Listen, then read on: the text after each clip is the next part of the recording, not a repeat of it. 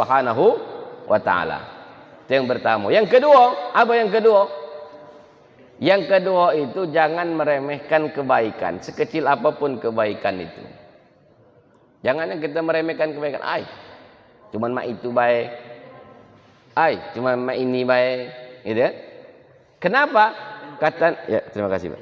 Dalam hadis Nabi sallallahu alaihi wasallam, la tahqiranna syai'an minal ma'rufi. Ya. Janganlah kita meremehkan sesuatu dari kebaikan itu. Wa an ukallima akhaka wa anta munbasitun ilaihi wajhuka dzalika minal ma'ruf.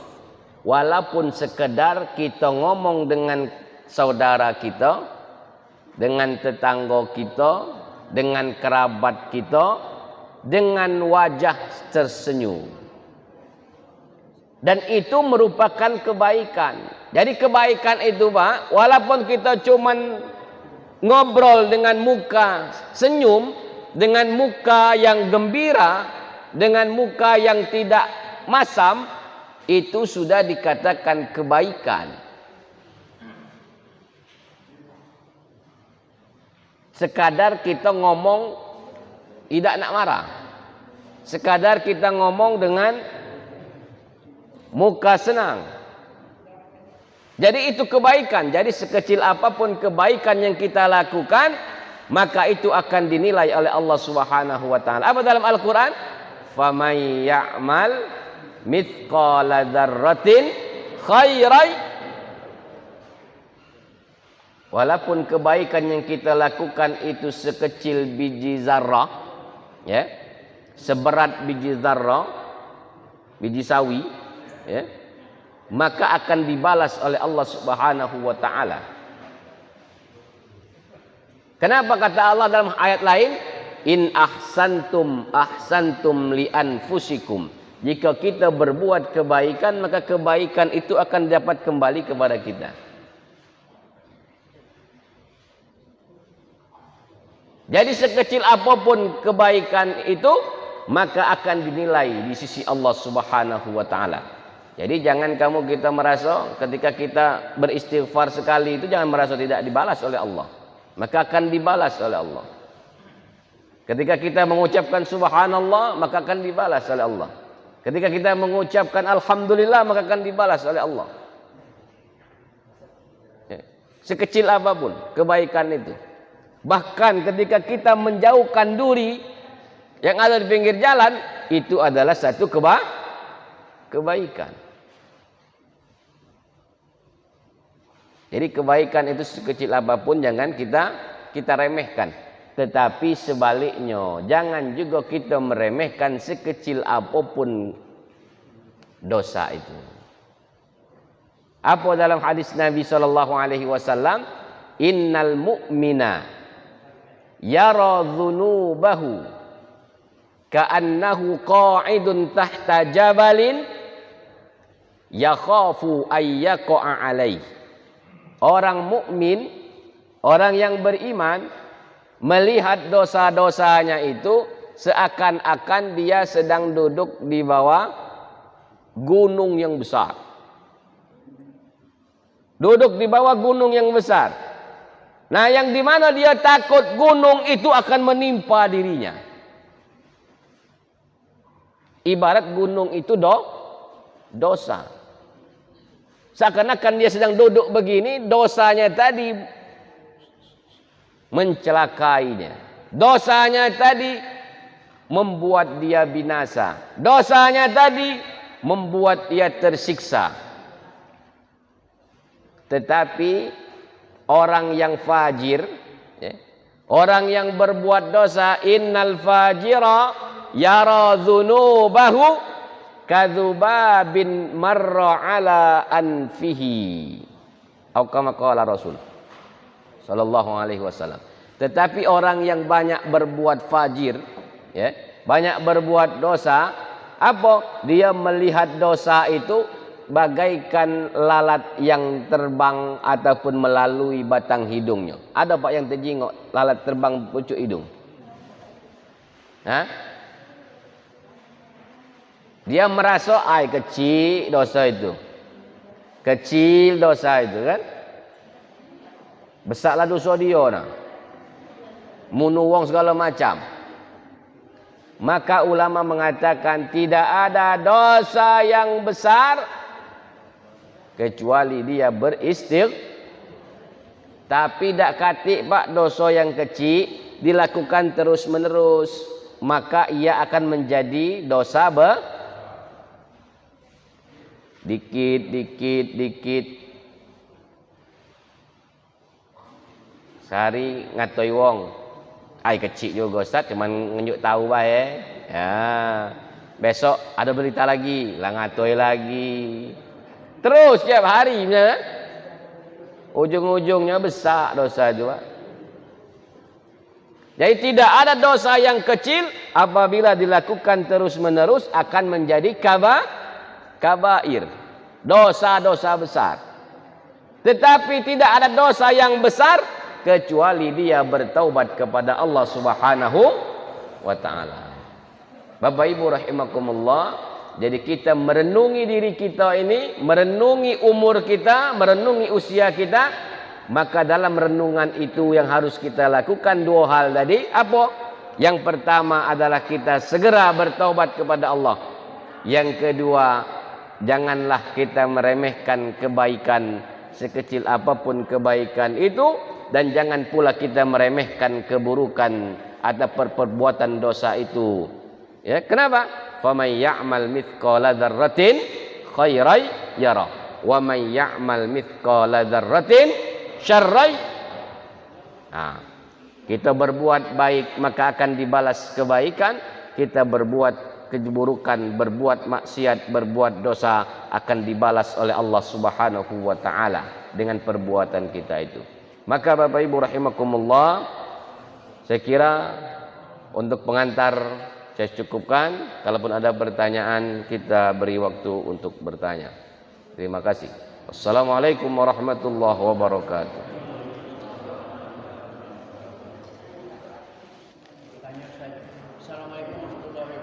Waalaikumsalam warahmatullahi wabarakatuh. Cuma ada 3 pertanyaan. Ya, boleh. Yang pertama, ada 2 kata yang saling bergandengan. Banyak orang ngomong surga mesti tambah dengan neraka, atau sebaliknya, neraka dan surga atau surga dan neraka. Sebagaimana kita ketahui bersama, surga itu luasnya seluas langit dan bumi. Lalu di mana letak neraka? Apakah neraka hanya sebuah nama tapi yang nggak punya tempat? Yang kedua, bolehkah orang yang punya hutang bersedekah? Yang ketiga, apa hukumnya sholat menahan kencing dan kentut? Itu saja. Terima kasih. Assalamualaikum warahmatullahi wabarakatuh. Waalaikumsalam warahmatullahi wabarakatuh. Langsung ya? Ya.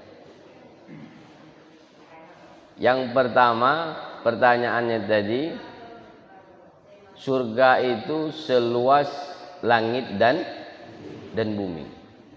Mak mana neraka? Nah, aku dah banyak jawabnya juga ini.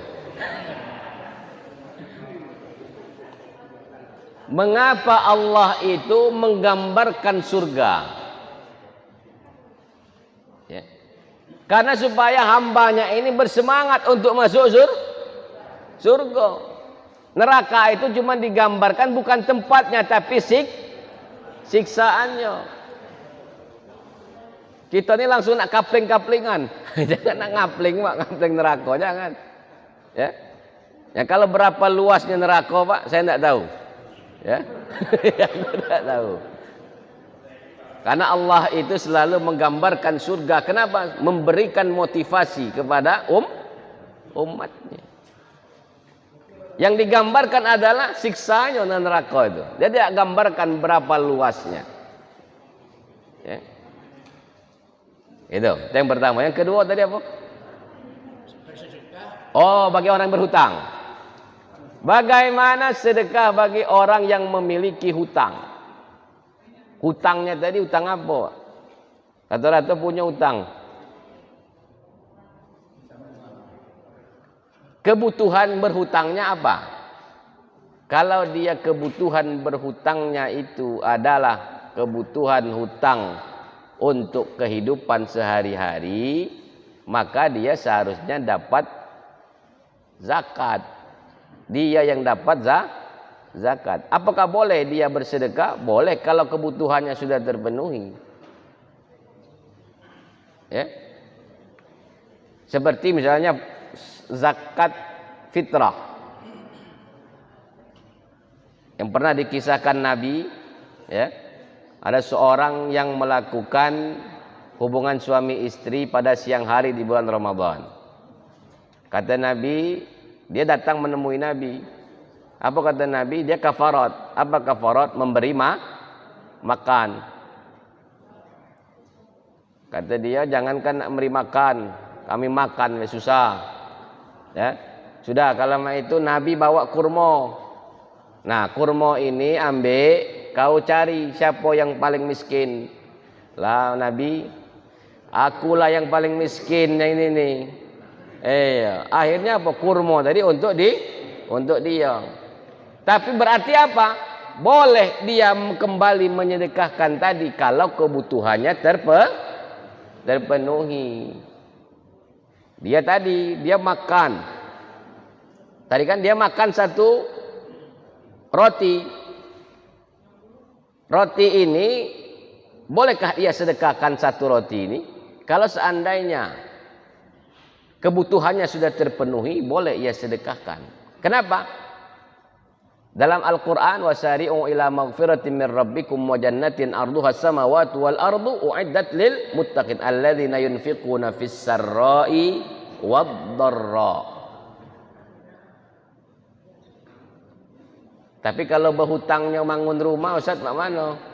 Nah, berarti bukan kebutuhan kehidupan. Walaupun rumah juga termasuk kalau dalam Indonesia hukumnya primer, ya. Nah, kebutuhan pokok juga, tapi yang paling pokok adalah untuk kehidupan, kebutuhan makannya. Apalagi sekarang kalau nanya, ada tak Pak wong tak berhutang? Kata ya, ada yang nak beli Pajero, masih kredit misalnya kan, hutang berarti itu. Tapi dia beli Pajero, Pak. Mana dia sedekah? Tetap harus bersedekah. Ya. Nah, jadi tetap bersedekah kalau selama kebutuhannya sudah terpenuhi.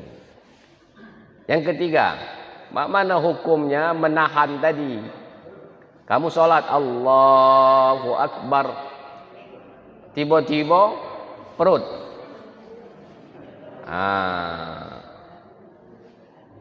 Nak kentut ataupun beser. Ya. Kalau nak kencing ini berapa ulang? Nah, maka hukumnya menurut fikih Syafi'i, hukumnya adalah makruh. Hukumnya makruh. Tidak sampai batal, tapi makruh. Makanya waktu subuh itu qomatnya agak dilamakan. Karena begitu kita bangun, tuntutan alam. Apa tuntutan alamnya? Ya harus ke belakang dulu. Kalau dia cepat qomatnya, itu tadi ke belakang tidak sempat. Begitu takbir mulai. Apalagi yang biasa minum air putih, bangun tidur minum air putih itu biasanya langsung bereaksi itu. Ya. Nah, jadi menahan itu semua hukumnya makruh. Ya, itu Pak. Ya, silakan Ibu. Waalaikumsalam warahmatullahi wabarakatuh.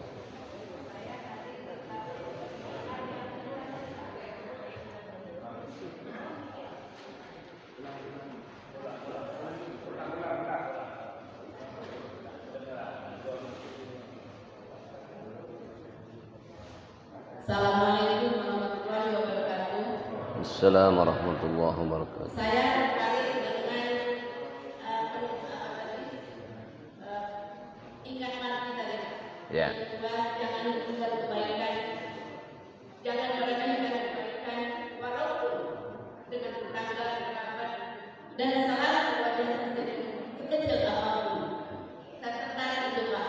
Boleh Pak saya pinjam dengan kata-kata bahasa Tagalog. Boleh. Pelukan, sampai jumpa. Kemudian dari telenovela senang berkemana? Gitu. Ya. Ini awal. Jadi pertanyaan saya ya, ini apakah boleh diterapkan? Saya kadang-kadang mungkin ada orang yang salah paham mungkin. Kalau bertemu orang yang senang bertemu Anda, karena saya selalu nonton telenovela. Oh iya. Kejingungan maksanya Bu. Iya. Kono novela. Saya tidak bisa menerima apa-apa, kadang-kadang saya senyum. Mungkin ada yang tak paham, oh dia itu senyum cinta. Tidak, senyum perdamaian. Nah, jadi apakah itu wujud dari jangan menghentikan kebaikan? Nah, jadi saya mungkin kalau saya apa yang saya katakan tadi, saya mohon maaf. Tapi kalau itu benar, mari kita terapkan yang seperti itu. Karena menurut saya, ya kalau orang senyum itu menyenangkan negara lain. Ya. Itu menurut saya. Saya tidak banyak yang saya sedekahkan. Mungkin hanya bisa tersenyum itu yang ada. Ya. Terima kasih itu saja. Assalamualaikum warahmatullahi wabarakatuh. Waalaikumsalam warahmatullahi wabarakatuh. Baik. Satu lagi pertanyaan dari Bapak. Terakhir. Nah. Assalamualaikum warahmatullahi wabarakatuh. Waalaikumsalam warahmatullahi wabarakatuh. Untuk kita pagi ini ada dua Ustaz. Yang kedua sudah ditanyakan begitu. Saya yang pertama, Ya. yaitu tentang taubat.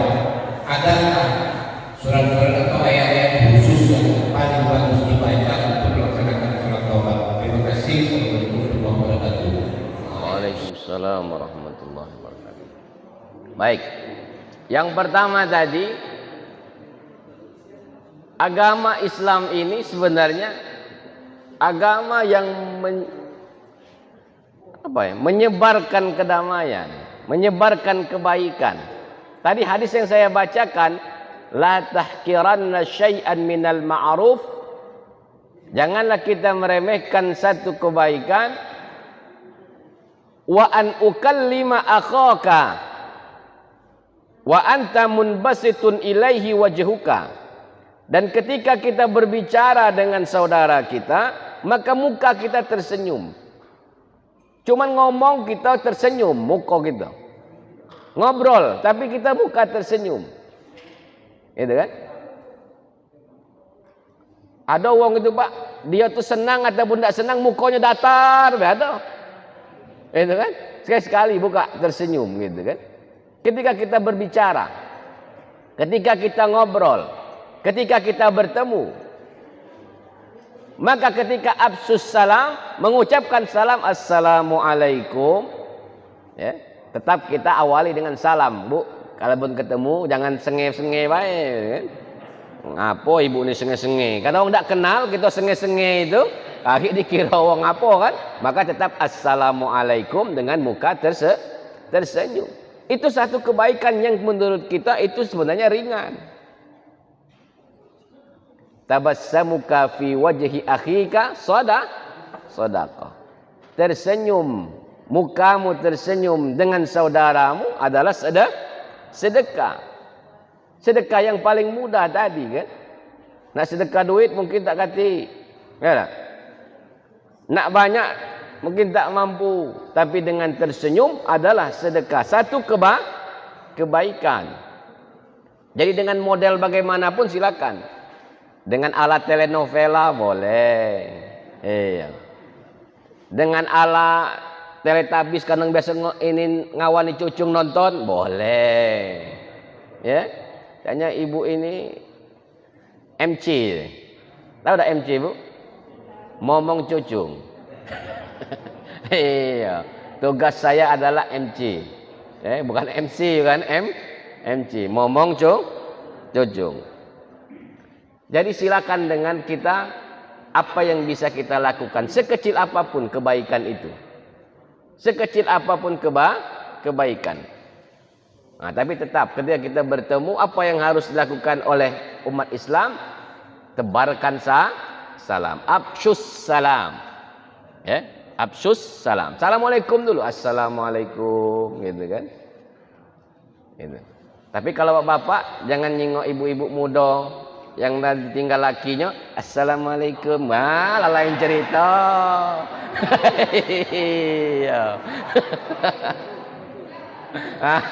Itu perlu digarisbawahi juga. Lagi keluar dari masjid ini bertemu yang tetanggot dari jando, nah, assalamualaikum Bu. Nah, ini bahaya juga. Banyak. Ya, tapi tanggo sano. Di komplek kami itu, Pak. Itu. Baik.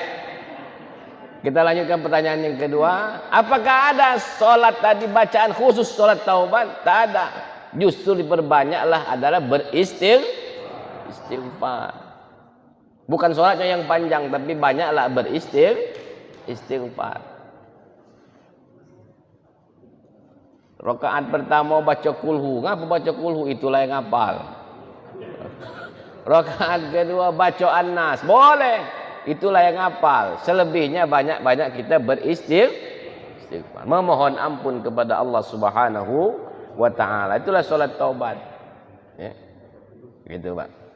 Ya, saya kira untuk pagi hari ini kita cukupkan ya pertemuan kita. Insya Allah kita memberikan kebaikan, menebarkan kebaikan sekecil apapun kebaikan itu, dan kita menghilangkan keburukan sekecil apapun keburukan itu. Mari kita akhir dengan sama-sama berdoa. A'udzubillahi minasyaitonirrajim. Bismillahirrahmanirrahim. Alhamdulillahirabbil alamin. Hamdasy syakirin, hamdan na'imin, hamdan yuafi ni'amahu wa yukafi'u mazidah. Ya Rabbana lakal hamdu kama yanbaghi li jalali wajhikal karimi wa 'azimi sultanik.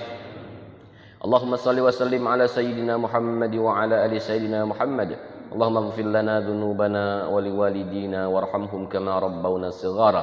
Wa li jami'il muslimina wal muslimat wal mu'minina wal mu'minat al ahya'i minhum wal amwat innaka sami'un qaribun mujibud da'awat ya qadiyal hajat. Allahumma taqabbal minna salatana, Allahumma taqabbal minna siyamana, Allahumma taqabbal minna qiyamana, Allahumma taqabbal minna tilawatana. Allahumma taqabbal minna sa'ira a'malina birahmatika ya arhamar rahimin.